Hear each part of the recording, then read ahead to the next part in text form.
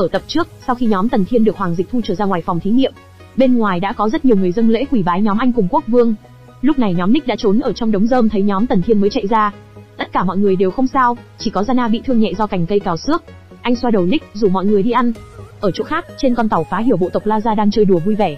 Diệp Lâm và Jessica đang ở trên thuyền nhỏ vẽ một con chim tên là Chí Xạ, một trong các loài động vật ở trong rừng nhiệt đới, dáng vẻ rất giống chim thủy tổ và chim khổng. Jessica rất hưng phấn, cô phải vẽ nó lại mới được vì nó có giá trị nghiên cứu.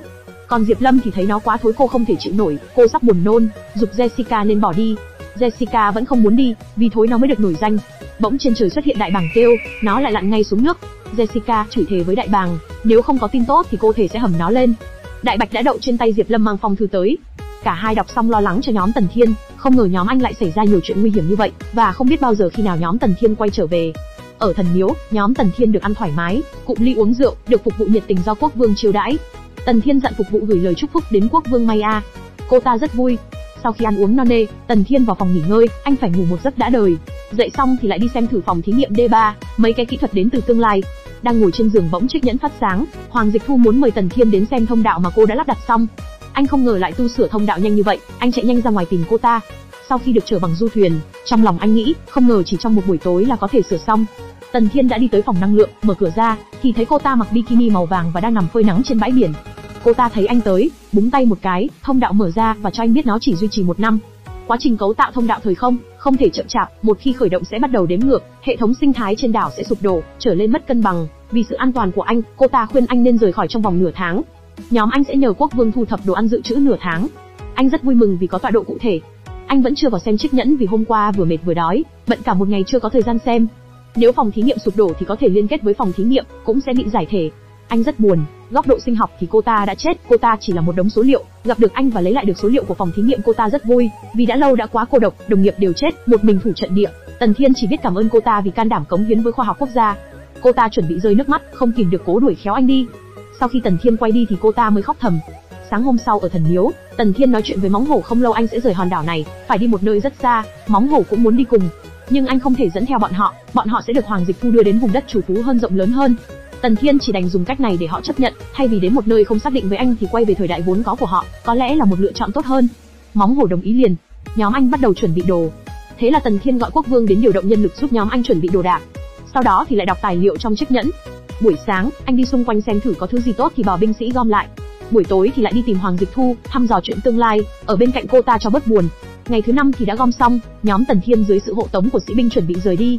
Tần Thiên rất vui vì may mà lần này có đội lính thuộc đường hộ tống, có thể 2 ngày sẽ về tới nơi. Tần Thiên thấy Hắc Vũ thở dài, tâm trạng không tốt, anh biết lần này tạm biệt là khó có thể gặp lại.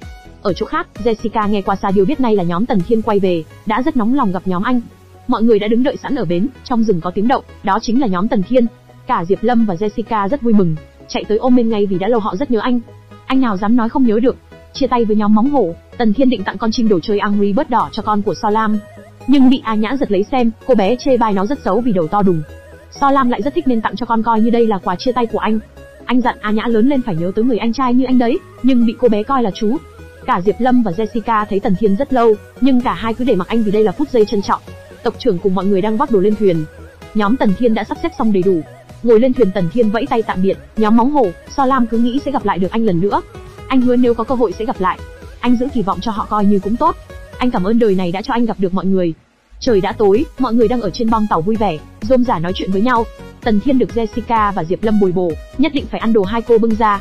Trong thư Tần Thiên viết cho Diệp Lâm có nói rằng anh rất cực khổ, nếu mà bọn họ biết anh được ăn uống hưởng lạc thì đúng là tự vả. Nick đang định nói nhưng bị Tần Thiên bịt miệng. Cả hai mời anh ăn xong bắt anh nghỉ ngơi ngay lập tức, thậm chí kèm phục vụ massage cho anh. Ở trong phòng, Tần Thiên đang ghi chép cao su, cacao, ớt, mật ong, vân vân, đều là những thứ lần trước không có. Tuy không nhiều nhưng mà hiện tại ăn uống không còn là vấn đề. Anh phải phân loại xong sau này mới tìm được. Mắt đã quầng thâm. Anh đã rất mệt mỏi trong đầu nghĩ, tự mình cho mình ngày mai nghỉ một ngày, ngày kia anh sẽ đi tới phòng thí nghiệm quả trứng. Thoát cái đã đến ngày kia, phía trước mưa gió kèm những tia sét, anh dặn mọi người, chỉ cần ngồi vững là tốt, mọi người sẽ xông được qua nó. Tất cả mọi người cùng phối hợp. Do mọi người đã quen, lần này mọi người không hoảng loạn. Tần Thiên khen mọi người làm rất tốt. Tần Thiên kêu gọi mọi người ra, anh gọi Hoàng Dịch Thu ra. Cô ta vừa xuất hiện, đã trêu chọc Tần Thiên, trái ôm phải ấp, được nắm đây cái tên biết nhẫn nại. Nick cũng ngại ngùng không biết nói gì, bỗng cô ta nhìn thấy cả Nick, mới biết là có 3 người. Jessica khen cô ta rất hấp dẫn. Hai người cứ thế mà nói chuyện với nhau, khen nhau kiến thức uyên bác. Sau khi nói chuyện một hồi, cô ta hãng giọng nói với mọi người, Lần này cô ta đến là có thứ muốn cho Thần Thiên xem. Thông qua hình ảnh là Thành May A, cô ta thông báo với người May A rằng sẽ mở thông đạo thời không để đưa mọi người trở về đúng thời không của mình, khuyên mọi người không cần quá mức căng thẳng. Tất cả đều ngạc nhiên. Ở nơi khác, trên bán đảo số 3, mọi người thấy đất rung lắc dữ dội, biết nữ thần sẽ đưa mọi người đến nguồn thức ăn phong phú hơn. Bỗng thần miếu có chứa phòng thí nghiệm phát sáng đỏ rồi chiếu rọi thẳng lên trời, có người tưởng rằng nữ thần đại nhân nổi giận, người thì hô nhau nắm chặt lấy tay nhau.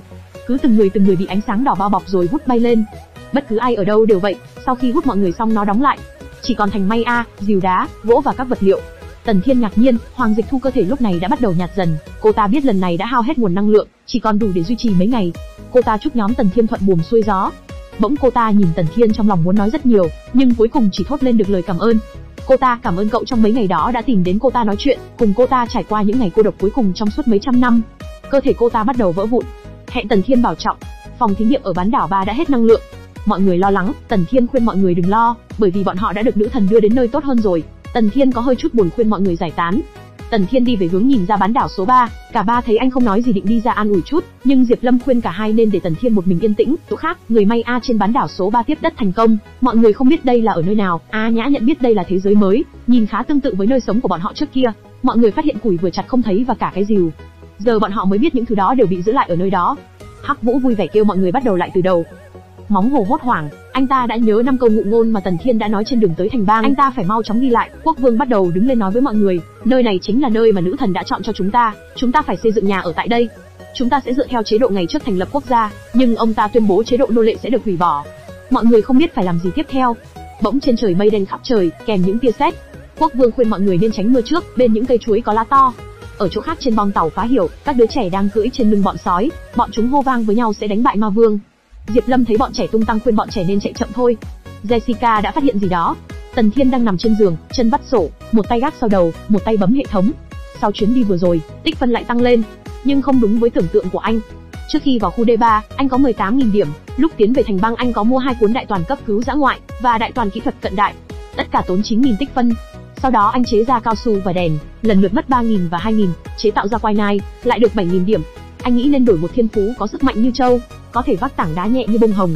Vốn anh tưởng võ công thiên hạ chạy nhanh là tốt nhất, nhưng sau khi đổi được sự nhạy bén của báo và mèo, tốc độ của anh hoàn toàn không đạt đến mức không ai có thể đuổi kịp được. Anh cần nâng cao thêm nữa. Nghĩ đến đó anh bèn để sau tính tiếp. Anh qua xem thương phẩm thần bí xem có gì mới lạ, trong đó toàn là sách thuyết minh cũng có thể tách riêng ra bán. Anh mới biết đồ trong này không có thuyết minh, hóa ra ban đầu nó đều tính cả rồi.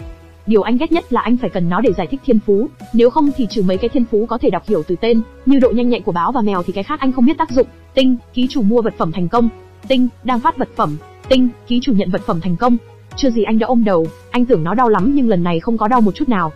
Xem trên hệ thống thì thấy nó có thay đổi, tốn ít ngân lang. Sau khi có được thiên phú này, khi ký chủ có được đủ năng lượng, năng lực hồi phục sẽ tăng theo cấp số, đồng thời có thể nâng cao một số chức năng cơ thể.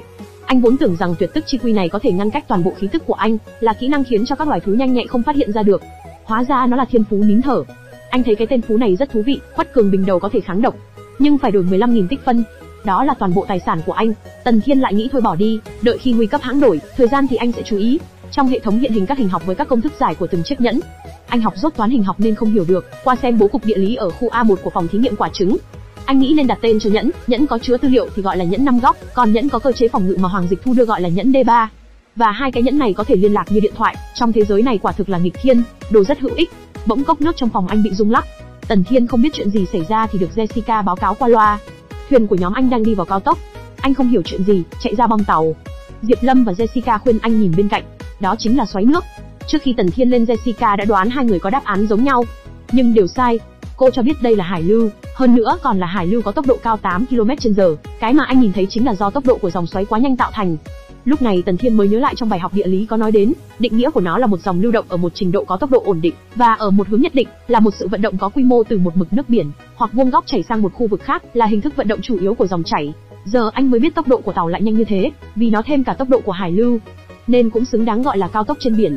Jessica cho biết nếu như tiếp tục như hiện tại thì nhóm anh quá may mắn, chỉ cần 4 tháng là có thể đến nơi. Tần Thiên khuyên mọi người quay lại phòng điều khiển vì ở ngoài gió quá to.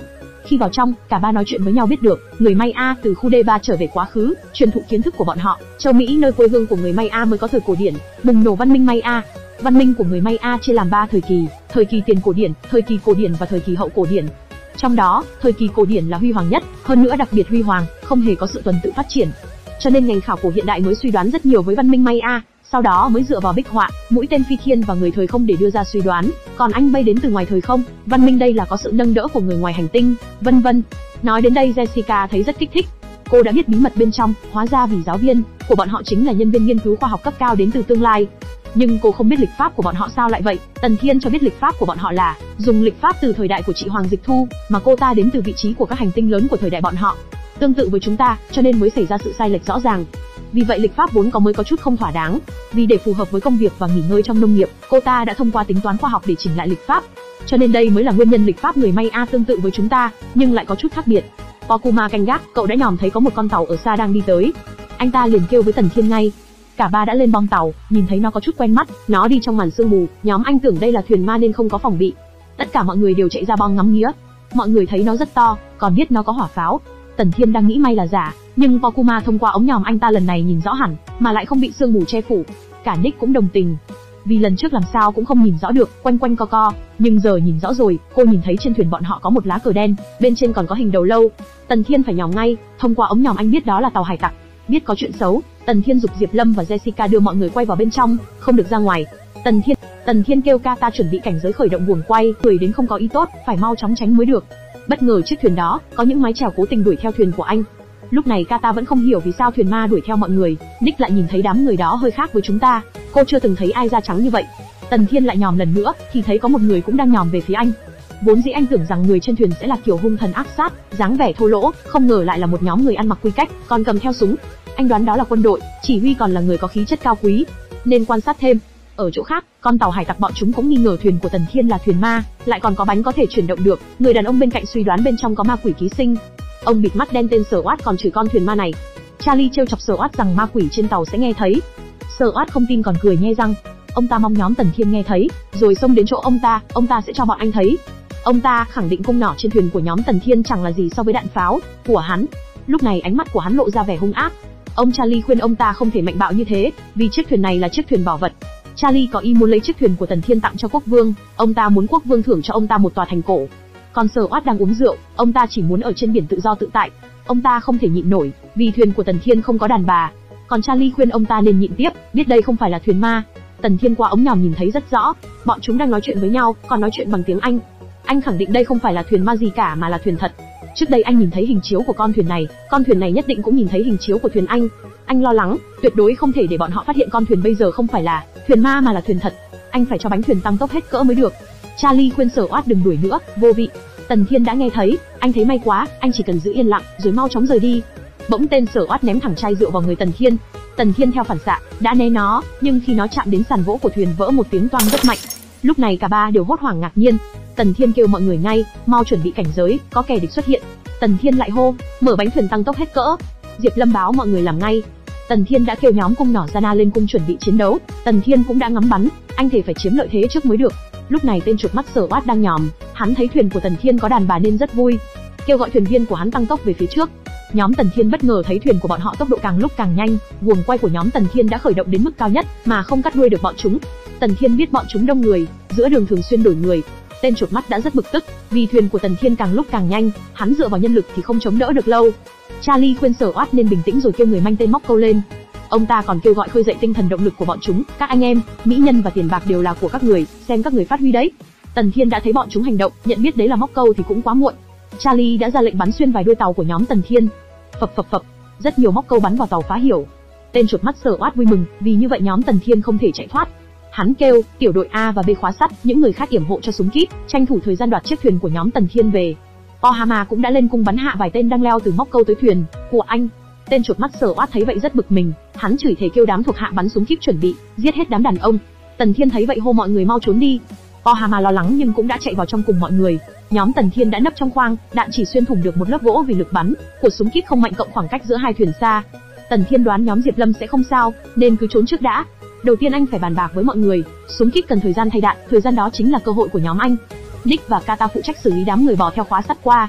Hai người Pokuma và Ohama tìm điểm thuận lợi rồi loại bỏ súng kíp. Bất ngờ anh lại nghe thấy tiếng súng nổ. Tần Thiên chửi thề không ngờ bọn chúng phân thành từng nhóm thay phiên nhau bắn, rút ngắn thời gian xuống thấp nhất, hình thành sự áp chế tuyệt đối. Bọn chúng muốn đuổi cùng giết tận. Jana đề nghị phải tháo được móc câu của bọn họ thì mới thoát được.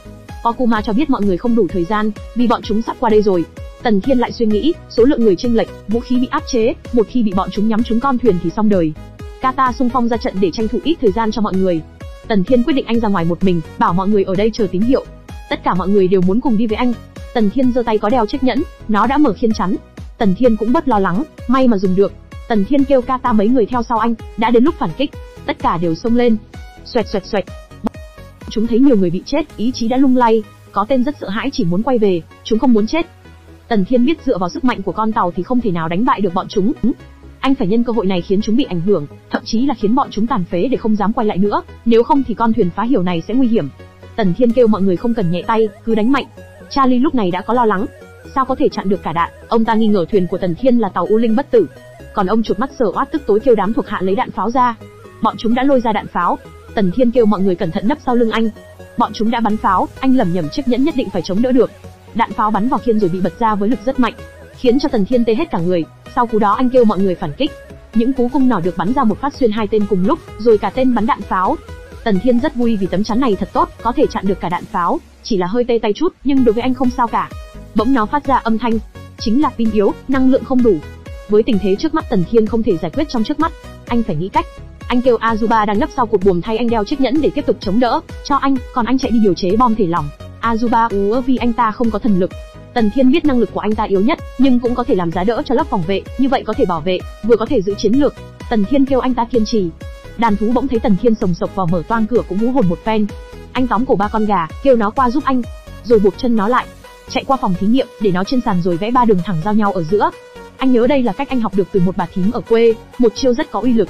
Mãi đến khi đại học, anh mới biết được về những tư liệu này, đó chẳng qua chỉ là một phản ứng cầu sống của động vật, gọi là trạng thái hoạn nạn tự nhiên dùng tính cương thẳng. Anh đặt trên đầu ba con gà là một tấm gỗ nhỏ để tạo ra cái bàn có tính thăng bằng, trên thuyền rung lắc. Tần Thiên nở nụ cười vì tiếp theo là giây phút chứng kiến kỳ tích. Tần Thiên dặn lòng đừng căng thẳng, anh có thể làm được. Bên cạnh là những chiếc ống thí nghiệm và bình đựng dung dịch. Đầu tiên anh cần chuẩn bị dung dịch sodium carbonate na 2Co3. Sau đó phải cẩn thận, bỏ axit nitric vào trước. Sau đó bỏ đá tiêu vào, khống chế nhiệt độ của dung dịch ở mức dưới 20 độ. Sau đó sẽ cho tiếp H2SO4 và HNO3 nhiệt độ thấp vào. Như vậy, dung dịch hỗn hợp axit đã chiết xong, quan trọng còn bước sau nữa. Bắt đầu cho thêm glycerin, lần này tay Tần Thiên rất run khi cầm ống hút. Để bớt run, anh phải lấy tay kia cầm chặt lại. Trong lòng anh thầm nghĩ nếu như có ống hút dung dịch thì tốt rồi, cao su gần đây anh mới lấy được, căn bản không có thời gian chế tác. Anh nhất định phải cẩn thận, mỗi 10 giây một giọt, không thể sai sót. Đến bước cuối cùng nó đã có chút phản ứng. Ở bên ngoài có rất nhiều tên lính bị rơi ra khỏi dây xích rồi rơi xuống nước. Nick lo lắng hỏi Azuba cậu ta còn kiên trì được không? Azuba vẫn cố gắng kêu được, khuyên mấy người Nick, mau đi diệt sạch quân địch đi. Không thể để bọn chúng xông tới, tộc nhân còn ở bên trong, chúng ta không thể rút lui. Okuma kêu mọi người kiên trì, Vu sứ đại nhân nhất định có cách. Ở trong khoang thuyền, Tần Thiên đã toát rất nhiều mồ hôi hột, thở dài cuối cùng anh cũng đã chế tạo nitroglycerin thành công, anh đạt được 10.000 điểm tích phân. Cái mùi vị vừa mê hoặc lại nguy hiểm này, thuốc nổ ở dịch thể mà trên thế giới vang danh gọi là nitroglycerin. Anh biết nó ở dạng nước rất không ổn định, chỉ cần một chút tác động cũng có thể khiến nó nổ tung, công đoạn tách ở phía sau cần phải đặc biệt cẩn thận. Anh cho nitroglycerin vào hỗn hợp axit vào cấp nước cất. Tình huống thông thường thì dầu sẽ trồi ở trên mặt nước, nhưng nó thì khác, nó sẽ chìm xuống. Đây chính là cái khiến nó và hỗn hợp axit tách ra. Bên dưới chính là nitroglycerin được chiết ra. Anh biết nitroglycerin chính là nội dung trao đổi trong đại toàn công nghiệp cận đại, nhưng nghĩ đến sự nguy hiểm của nó nên anh mãi mới không điều chế, không trong điều kiện cất giữ nhất định, thứ này rất dễ phát nổ. Tần Thiên lại chế tiếp, anh cho nitroglycerin và dịch thể sodium carbonate, lượng giấm nhiều và sodium carbonate sẽ xảy ra phản ứng. Như vậy có thể khiến nitroglycerin ổn định hơn. Tuy mức độ hạn chế nhưng vẫn tốt hơn không có nhiều. Bên ngoài, tàu địch vẫn bắn ly lịa đạn vào tấm khiên khiến Azuba kiệt sức. Anh ta dặn lòng phải kiên trì thêm chút nữa. Còn ở trên tàu địch, ông chuột mắt và Charlie rất khoái chí khi biết năng lượng mạnh U Linh của nhóm anh sắp không xong rồi. Hắn kêu đám thuộc hạ vẫn tiếp tục bắn đại bác, xem thử nhóm anh có thể chống đỡ được đến bao giờ. Còn tên kia Charlie dùng ống nhòm, khuyên hắn nên nhẹ nhàng chút vì trên thuyền đó còn có đàn bà của ông ta. Bỗng hắn nhòm thấy Tần Thiên chạy ra ôm một con gà, cổ của nó có một ống tre. Tần Thiên chạy bên cạnh Azuba khen anh ta làm tốt lắm. Việc còn lại cứ để anh lo, lấy lại chiếc nhẫn rồi bật tốc độ hổ báo chạy thật nhanh trên dây xích tới thuyền địch. Tên chỉ huy kêu thuộc hạ, mau cản hắn lại, súng đâu mau bắn hắn đi. Sở Oát giận bắn người. Hắn đã tự chạy trên dây xích tới chỗ Tần Thiên khen anh đến hay lắm. Hắn đang nói với Tần Thiên, chống mắt lên nhìn sự lợi hại của hắn. Chưa nói hết câu, Tần Thiên đấm hắn một phát vào mặt. Hắn đã bị rơi ra khỏi dây xích. Tần Thiên rất mong chờ đám quỷ phương Tây. Cha các ngươi đến rồi đây. Tần Thiên đã tới trên mạn tàu của địch. Bọn chúng không biết cậu muốn làm gì, anh đã tìm thấy cửa vào bên trong khoang tàu. Anh không biết tấm chắn năng lượng không biết còn duy trì được bao lâu, anh phải nhanh lên mới được.